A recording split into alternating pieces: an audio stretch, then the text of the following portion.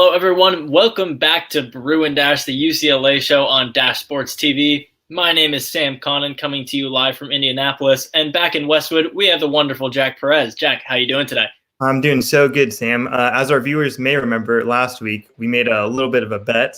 Sam didn't think that UCLA men's basketball could beat Alabama. I had some faith in them, and they pulled it off.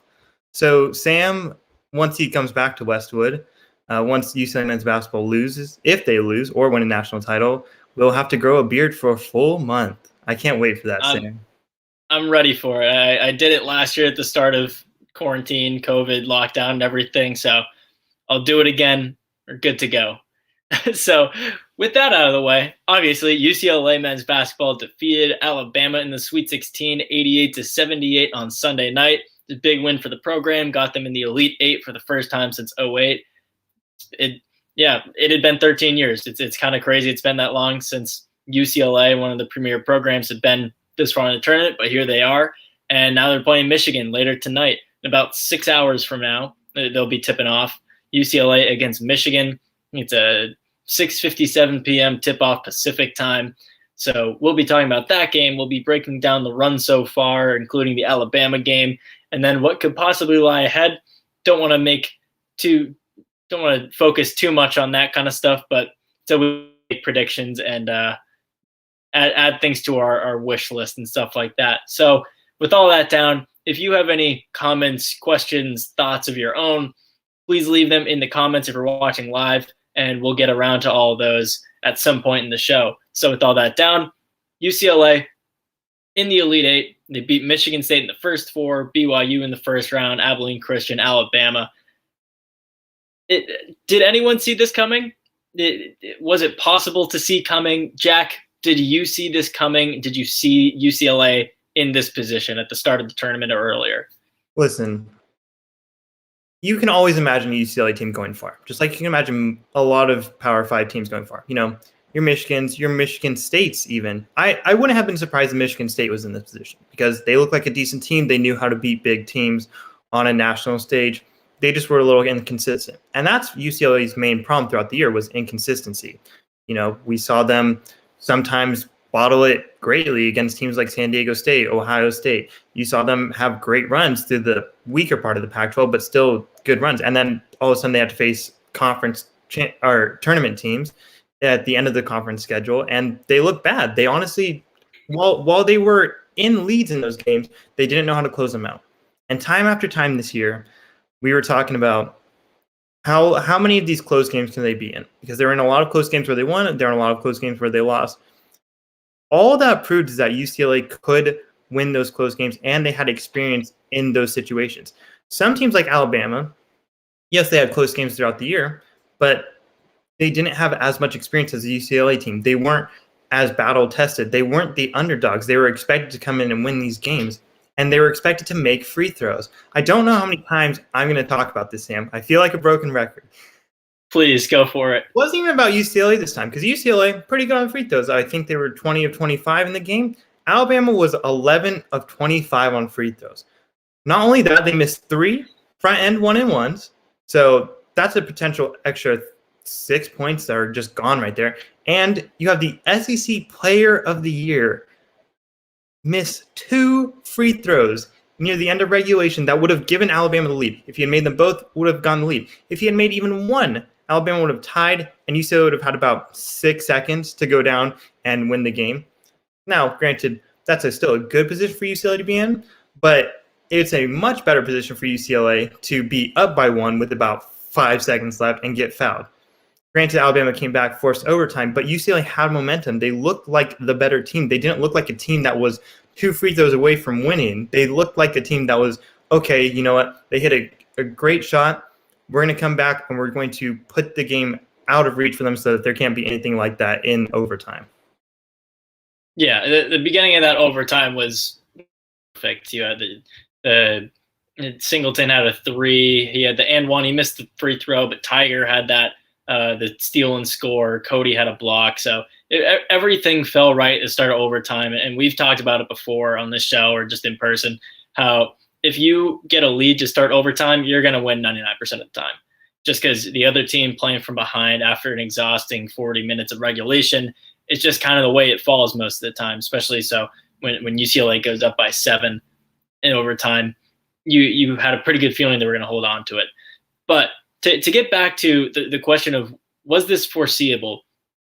I want to give myself credit and say that I saw it coming, because in one way I kind of did, and I'll backtrack it and give myself a harder time in a sec. But before the Stanford loss and before that weekend of games, you and I on this show talked about what the ceiling was for this UCLA team, what they could end up doing at the end of the year, and I said I wouldn't be surprised if they go to the Sweet 16, Elite 8, because they've played in so many close games against Power 5 opponents. Maybe they didn't win them all early in the season against San Diego State, Ohio State, but they've been in these tough environments, in these tough games, and they ended up losing to Stanford, bad losing streak to end the year.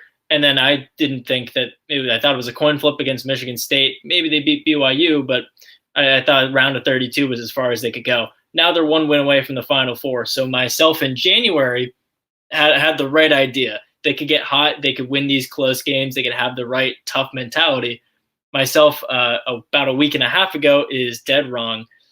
Definitely underestimated their ability to bounce back from that 4-game losing streak to end the season. It was so disheartening for fans, for anyone watching this team, that the assumption is that they just got punched in the gut too many times and they're all out of gas.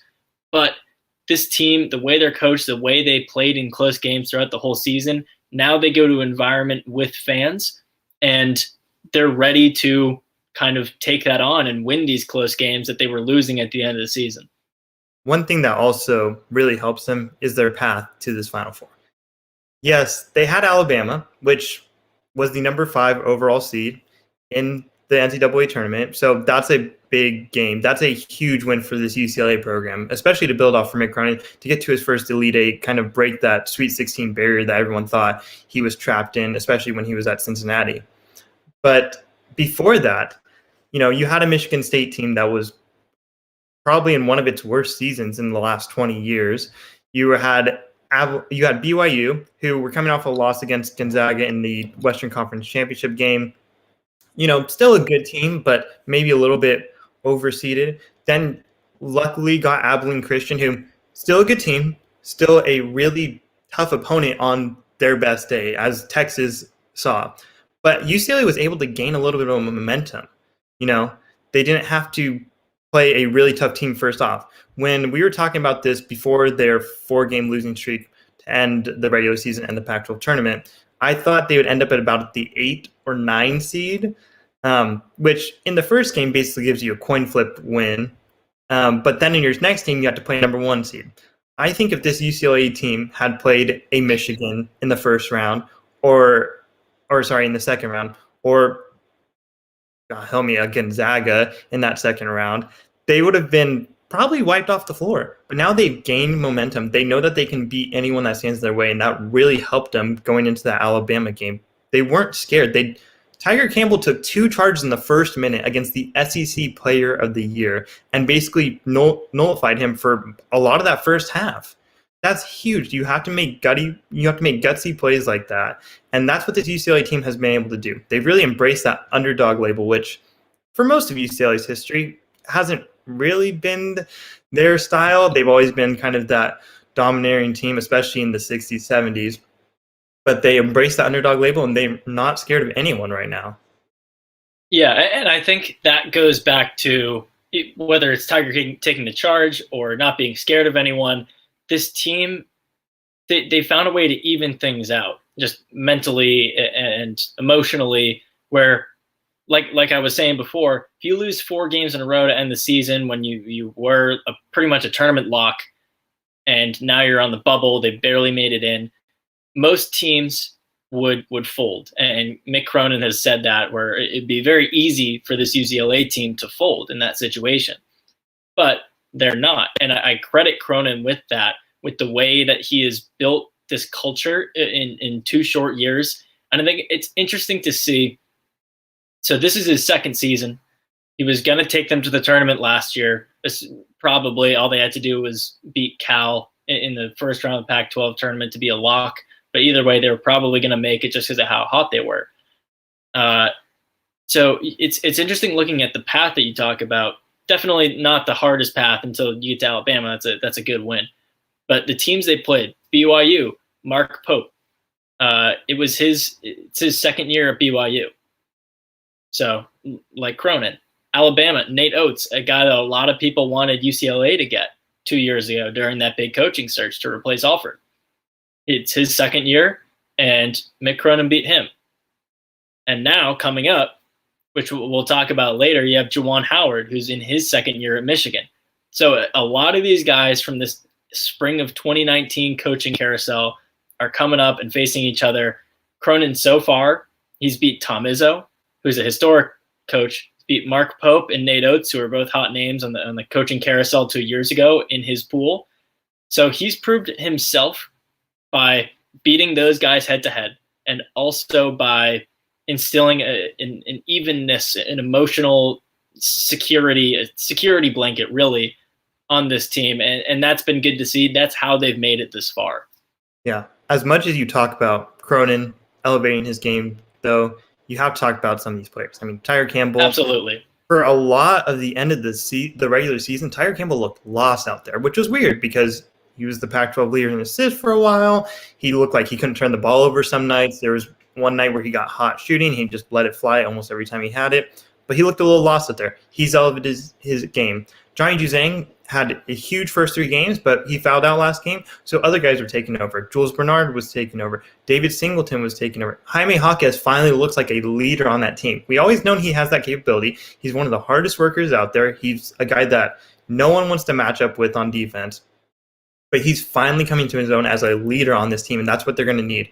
And I want to give a special shout out to Cody Riley, because last game, during the game, I thought there was no way that he should be in that game at any point for the regulation and overtime. And he completely proved me wrong. Came up with a couple of huge blocks, looked solid on defense. I still think he has a little bit of trouble guarding guards, shorter guys that are a lot quicker. They get around him a little bit too easily. But he really stepped up, especially against a tough Alabama team. And if these guys continue to play at that level, they're talent-wise almost as good as any team in this country. And that's what UCLA has always been able to do.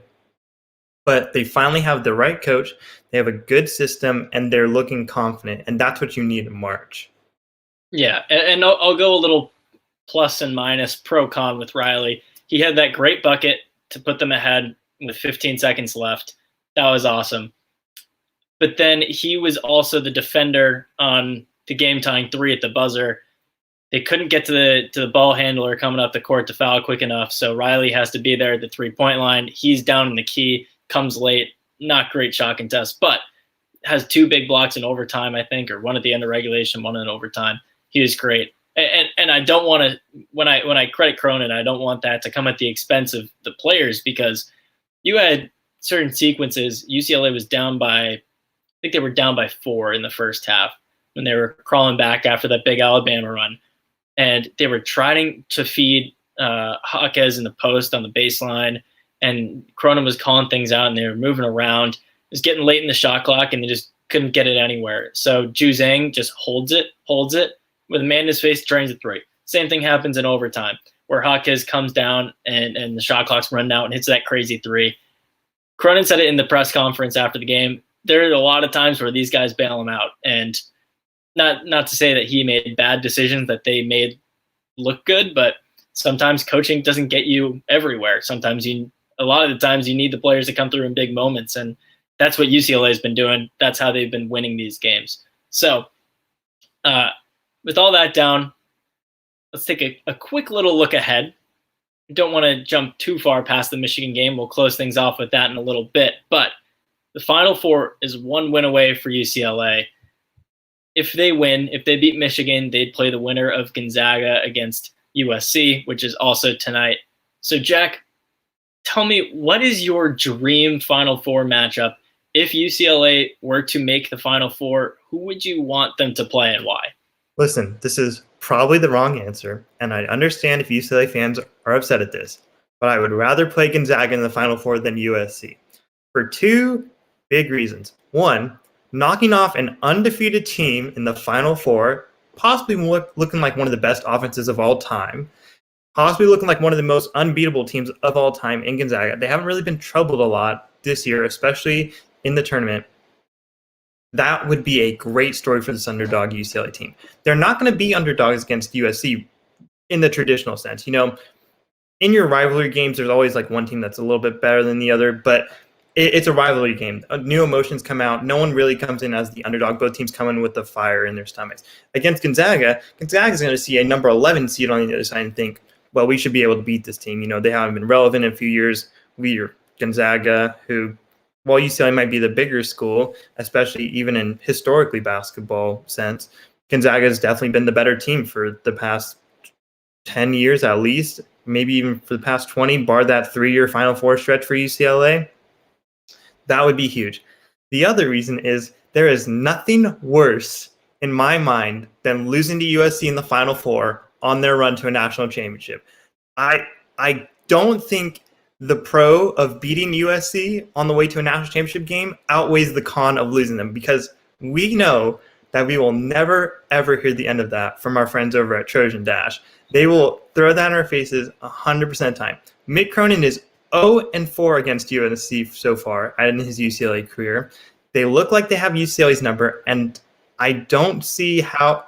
Look, the first game against USC this year, that was a bad loss, but Cody Riley, Jalen Hill weren't there. That was when we didn't know that Jalen Hill wasn't going to be there for the rest of the season. Cody Riley just missed that game and maybe one more. I'm not even sure, but he just missed that game. That was a tough game to do with no big men, really. You had Mac and Kenneth, but Mac was playing his very first game, and Kenneth hadn't much experience at that point. The second game came down to a last-second three. And if UCLA were to lose to USC for the second straight season and third time in 2 years on a last-second three in a Final Four, I don't know if I would ever emotionally recover from that. Okay, that's fair. I see where you're coming from, but I'm going to take USC as a dream Final Four matchup, because I'm not going with the minimizing damage thing. I'm going, yeah, it would be a pretty big. It would be a negative to lose to USC for the third time this season in the Final Four. But the Gonzaga thing, I mean, if that's the matchup and UCLA wins, it's obviously amazing for all the reasons you said. But I don't really like the concept of a game just being gravy. You know, if you beat Gonzaga, it's awesome. You beat the undefeated team, the number 1 overall seed. And if you lose, well, I mean, you played the number 1 overall seed. It is what it is. You weren't supposed to be there anyway, so oh well. I don't like that kind of thinking. I'm more for the gambling of the USC thing. Yeah, if they lost for the third time this season to USC and Mick Cronin falls to 0-5 against USC, that would be horrible. I mean, granted, you still made the Final Four, but it would just be it would really, really suck. But if you beat them, this is the best team USC has had probably ever, and it will be the best team they've ever had for the foreseeable future, because with the Mobleys leaving, I mean, they came because their dad was a coach, so I don't know how much of a pull their dad will have now that he has no more sons coming through. We'll see. They're a good program, but this is their peak. And if you could beat USC at their peak and show that you are better, then UCLA in a down era as they are now, still beating USC at their best would be a permanent stamp on USC's forehead saying football school. You will never be a basketball school. I don't care if you made the Final Four. If USC lost to UCLA in the Final Four, it'd be the nail in the coffin. And I think that'd be really entertaining. The storylines, everything around it would just be so entertaining. It'd be juicy and perfect, and I would love to see it happen. I completely understand that. But if this team were to make it to the Final Four and get put up against the best of the best in the country, the team that is basically undisputedly this far, maybe you could say Baylor, but they've even lost a few games, and Gonzaga Baylor unfortunately canceled in December. you want to put yourself against the best teams. Mick Cronin's not going to shy away from that. And it would be a really good barometer to see where UCLA matches up right now. Because Gonzaga is the premier program on the West Coast, one of the premier programs in the nation. They are model of consistency, and it's a team that most other teams should model themselves off of.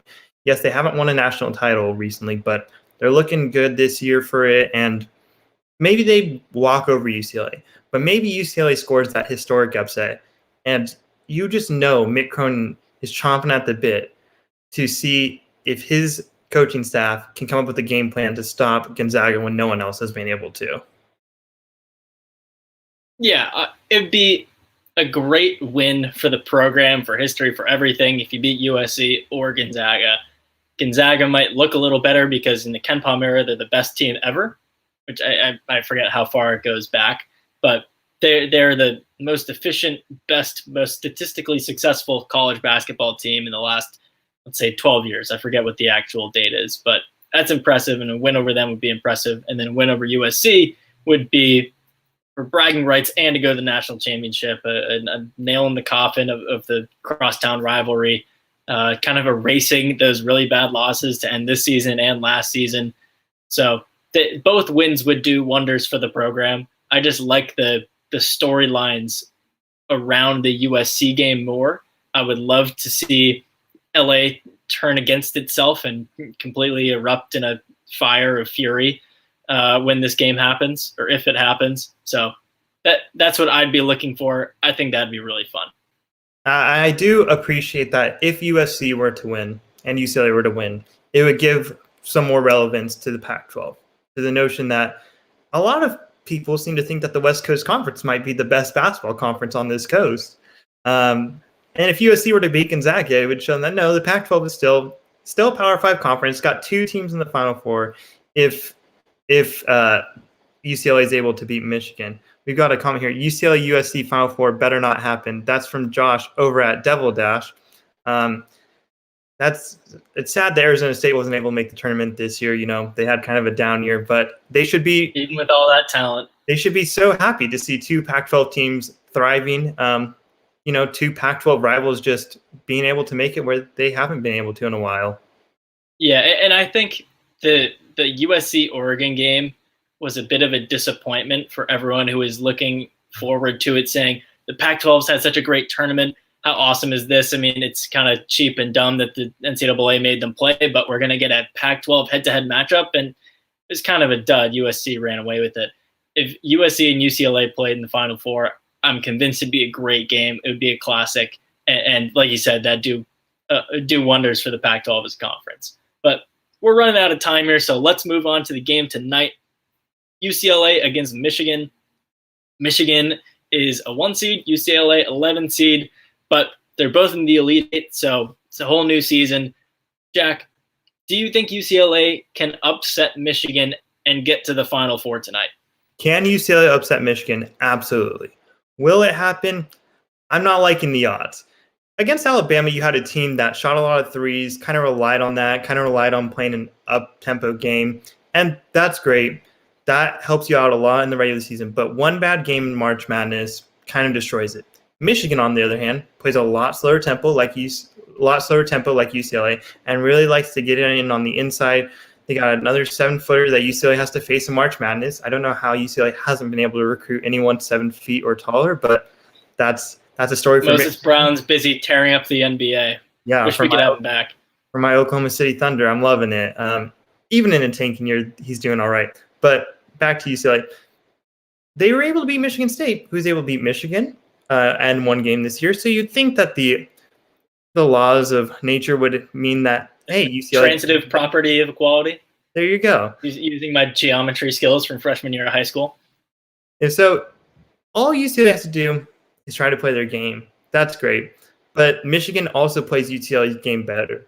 That's been their whole thing this year, is they played the same game as UCLA and they played it better.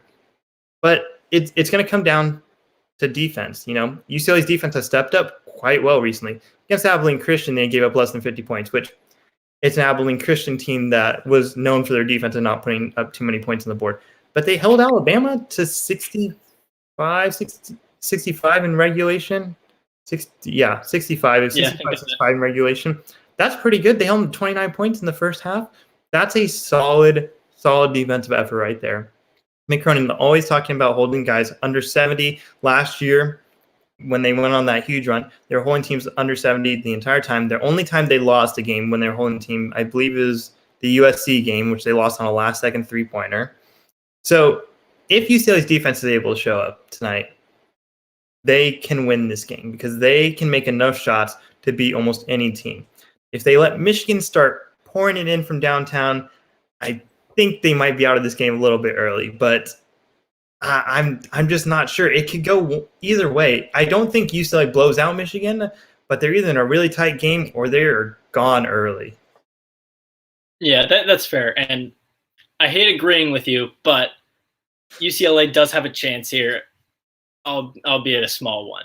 I think the weird thing about this game is, first of all, Michigan's the most balanced team that UCLA has played so far.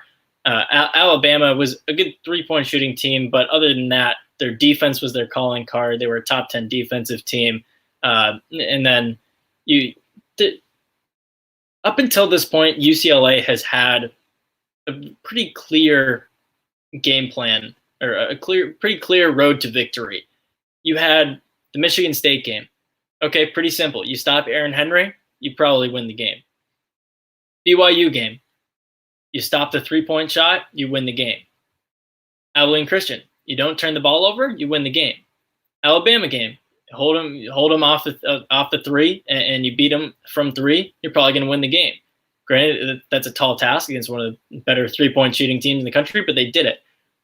I can't find a if-then with this Michigan game. Part of it is because they're so balanced. And yeah, they're missing Isaiah Livers, and I know he was a big key guy for them, whether it's statistically or emotionally, on the court, off the court.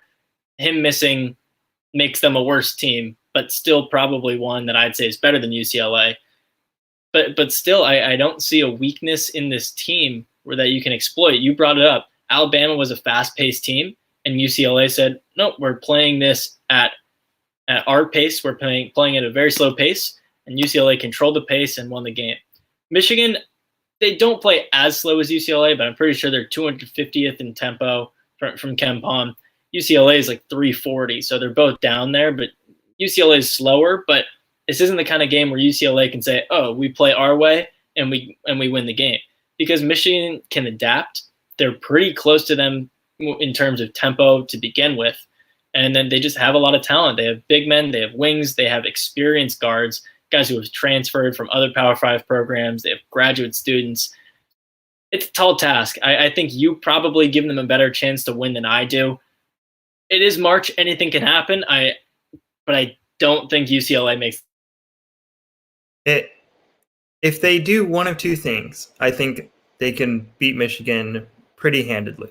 Otherwise, it's going to be a close game, come down to the wire. But they could either put the same hex on Michigan that they did on Alabama and all of a sudden make them not be able to shoot free throws, or it's a Jaime Jaquez Jr. game. It's a game where he just goes off, possibly hits 30 points, new career high, and leads his team to a victory. Because that's one of the big things in March. You can have well-balanced teams. Well-balanced teams have been able to win Final Fours, win national championships.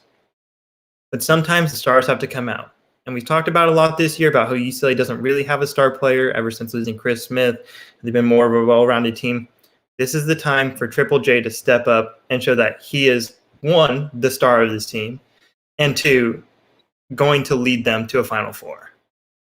Yeah, and I think Mick Cronin's brother on Twitter, and one of his keys to the game that he did was you only go as far as your stars go. So that's obviously going to be really important from Juzang, from even Bernard, and then Jaime, of course, to get the ball in the basket and have a good game.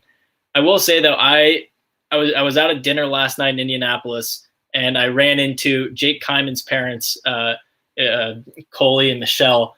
It's great to meet them, but Coley, he told me, and Jake Kyman's dad, before the Alabama game the other day, he predicted UCLA would win by 10, and when you know it, they win by 10. So just to preface this prediction with a successful prediction he had the other day, he said Jake Kyman was going to have a big day. So I know you only go as far as your stars go, but you need those key role players. It was David Singleton the other night. Maybe Jake Kyman gets going, hits a couple of big threes in the second half, pulls one out like he did against Arizona State last year or Washington last year. I'd like to see that. I think that'd be really fun to have him have that moment, because a lot of these guys have, whether it's Johnny or Jaime or Jules or Singleton or Riley, have had their big moment in March. I'd love to see Jake Kyman have his. That'd be a really fun way to get this team over the hump and into the Final Four. And that's a really easy way to put your name into the record books, put your name into UCLA lore, is to just have a big game in March. Guys like Kareem, guys like Bill Wallen, they all had huge games in March. Even Tyus Edney, not the greatest player of all time. No one would argue that, especially in UCLA men's basketball history, but everyone remembers his name because of a couple of huge performances. Yeah, I like where you're going with that. Kareem, Bill Walton, Tyus Edney, Jake Kyman. The big four. You can't go wrong there. So that's all we have for you guys today. UCLA against Michigan coming up at 6:57 p.m. Pacific time. It'll be a late one here in Eastern Standard Time, but it is what it is. We'll see how it goes. You can follow me on Twitter at Sam Connon. You can follow Jack at Jack C. Perez. And you can follow Dash Sports, if you don't already, at Dash Sports TV. So with all that down, Jack, thanks for joining me today. Thanks for having me, Sam. Looking forward to watching on TV and looking forward to maybe seeing you on camera once in a while. I know I spend all my time on camera here with this show, but maybe hoping to get screen time. We'll see how it goes. All right. Thank you for watching if you're watching live, and we'll see you next week. Bye-bye.